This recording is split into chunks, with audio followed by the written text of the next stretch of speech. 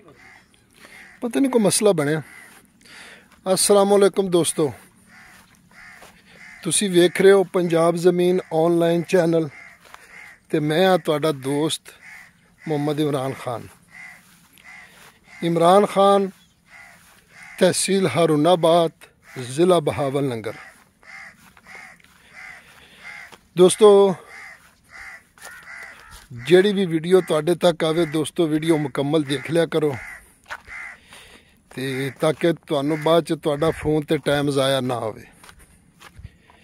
ते जेड़े भी दोस्त चैनल ते नवे ने, चैनल नू सबसक्राइब करन ते बैल आइकन दी घंटी नू प्रेस करन कि जेड़ी भी मेरी नवी वीडियो आवे सब तो पहले तुहाडे दोस्तों तक पहुँचे।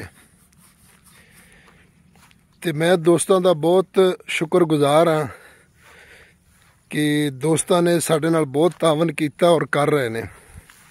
ते ज़्यादातर दोस्त कमेंट बॉक्स में आके कमेंट करते हैं ते होर ही सानू खुशी होंदी है कि साडे दोस्त साडे नाल रहिंदे ने। ते दोस्तों, अगर तुसी वेख ही रहे हो तो इन नाल तुसी वीडियो नू लाइक करोगे या अगे शेयर करोगे तो इंशाल्लाह कोई खर्चा नहीं आएगा तुहाडा, बरले भी साडी सपोर्ट और हो जाएगी। तो दोस्तों, मैं तुहाडी खिदमत में हाज़र हाँ। 5.5 किले 5.5 एकड़ 5.5 एकड़ ज़रई ज़मीन, मुकम्मल आबाद ज़मीन ते सालाना दोस्तों इंदा पानी है ते अद्धा घंटा फी एकड़ यानी किले दा ये पानी है दोस्तों। ते बाकी बारिशां दी वजह नाल इस बार ते नुकसान बड़ा हो गया फसलों का। ते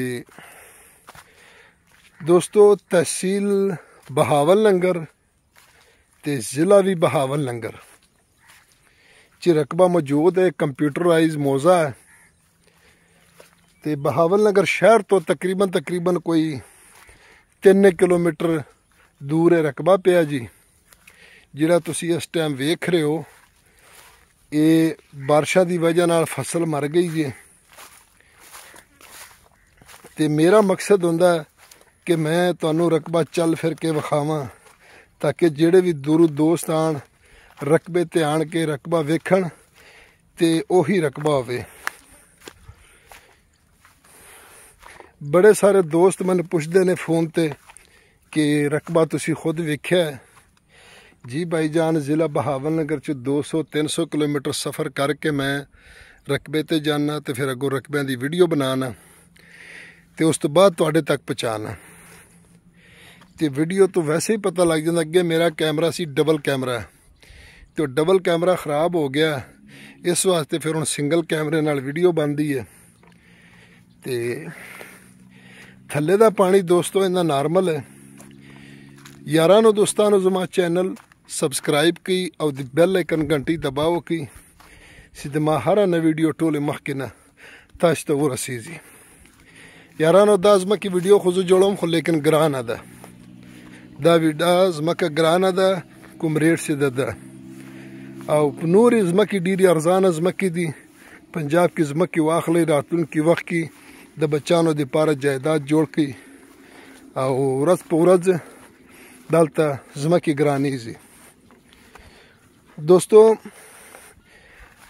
ये बहावलनगर के करीब रकबा है और ये सामने रोड से कारपेट रोड आता है। ये देखो, ये 2 एकड़ के फासले पर रोड है। ये सामने ये जो आप देख रहे हैं ना दरख्तों के उरली तरफ, ये रोड है दोस्तों और कारपेट रोड है और वापस जाकर फिर हारूनाबाद रोड को भी टच करता है। शहर के अंदर से रोड आता है, लिंक रोड है और आगे जाके हारूनाबाद मेन रोड को टच करता है। बहावलनगर 2 किलोमीटर जी, बहावलनगर 2 किलोमीटर है दोस्तों। तो मैंने 3 किलोमीटर बताया था लेकिन ये 2 किलोमीटर है। तो दोस्तों, इनकी डिमांड की अगर गल की जाए तो इनकी डिमांड है जी 12 लाख रुपया फी एकड़ का। 12 लाख रुपया फी एकड़ इनकी डिमांड है दोस्तों। तो दोस्तों, चैनल ਨੂੰ ਸਬਸਕ੍ਰਾਈਬ ਕਰੋ ਤੇ ਬੈਲ ਆਈਕਨ ਦੀ ਘੰਟੀ ਨੂੰ ਪ੍ਰੈਸ ਕਰੋ ਕਿ ਜਿਹੜੀ ਵੀ ਮੇਰੀ ਨਵੀਂ ਵੀਡੀਓ ਆਵੇ ਸਭ ਤੋਂ ਪਹਿਲੇ ਤੁਹਾਡੇ ਦੋਸਤਾਂ ਤੱਕ ਪਹੁੰਚੇ। दोस्तों ये ज़मीन बेशक महंगी है, लेकिन साड़ा फर्ज बनता है कि मालकां दे बकोल असी ये वीडियो बनाती। बाकी तुहानू अल्लाह ताला खुश रखे, सानू दुआवां च रखो। अगली वीडियो तक इजाज़त चाहते हैं। अल्लाह हाफिज़।